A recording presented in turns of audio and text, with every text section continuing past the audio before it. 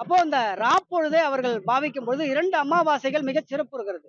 ஆடி அமாவாசை மற்றும் தை அமாவாசை. நடுவில் இருக்கக்கூடிய புரட்டாசி மாலையபட்ச அமாவாசை சுவாமி தீர்த்தவாரிக்கு வராது. ஆனா ஆடி அமாவாசையிலே கடற்கரைக்கு சுவாமிகள் எல்லாம் தீர்த்தவாரிக்கு வரும். அதே மாதிரி தை மாசம் தீர்த்தவாரிக்கு எல்லா சுவாமிகளும் தீர்த்தவாரிக்கு வரும்.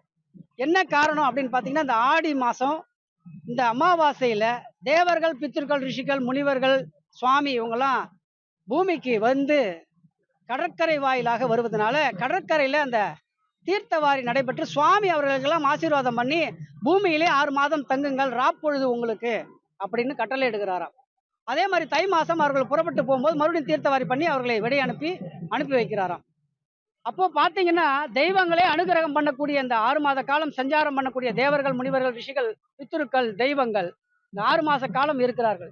அதனாலதான் பாத்தீங்கன்னா, ஆவணி முதல் எல்லா விதமான இந்துக்கள் பண்டிகை வரும். ஆவணி விநாயகர் சதுர்த்தி, புரட்டாசி நவராத்திரி, ஐப்பசி தீபாவளி இத்தியாதி பண்டிகைகள், கார்த்திகை மாதம் தீபம், மார்கழி மாசம் தெய்வங்களுக்கு உகந்தது, தை மாசம் பொங்கல்.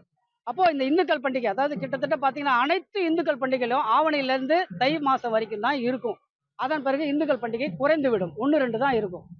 ஆக தெய்வங்களே மேல் உலகிலிருந்து தேவர்கள், முனிவர்கள், ரிஷிகள், பித்ருக்களுக்கு ஆசீர்வாதம் பண்ணி வரவழைக்கக்கூடிய இந்த 6 மாத காலம் நாம இங்க பித்ரு கடன் என்று சொல்லக்கூடிய பித்ரு கடனை தீர்த்து அவர்களை வரவேற்கும் விதமாக நம்ம பித்ருக்களை நம்ம வீட்டுக்கு அழைச்சிட்டு போறோம். அதனாலதான் இங்க பித்ரு தர்ப்பணம் முக்கியமானது.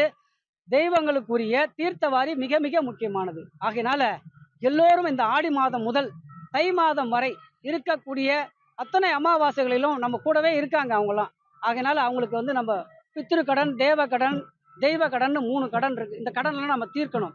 முதல் வழிபாடாக நம்ம செய்யக்கூடிய வழிபாடு நம்மளுடைய பித்ரு வழிபாடு. 2வதாக நம்ம செய்யக்கூடிய வழிபாடு நமது குலதெய்வ வழிபாடு. 3வதாக நம்ம செய்யக்கூடிய வழிபாடு நமது இஷ்ட வழிபாடு.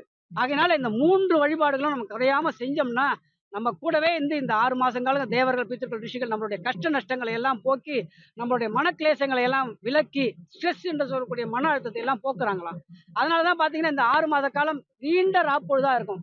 எல்லாரும் படுத்து எழுந்தோம்னா காலம்பர ஃப்ரெஷ்ஷா இருக்கும். இந்த 6 மாத காலம் நீண்ட ராப்பொழுதா இருக்கும்.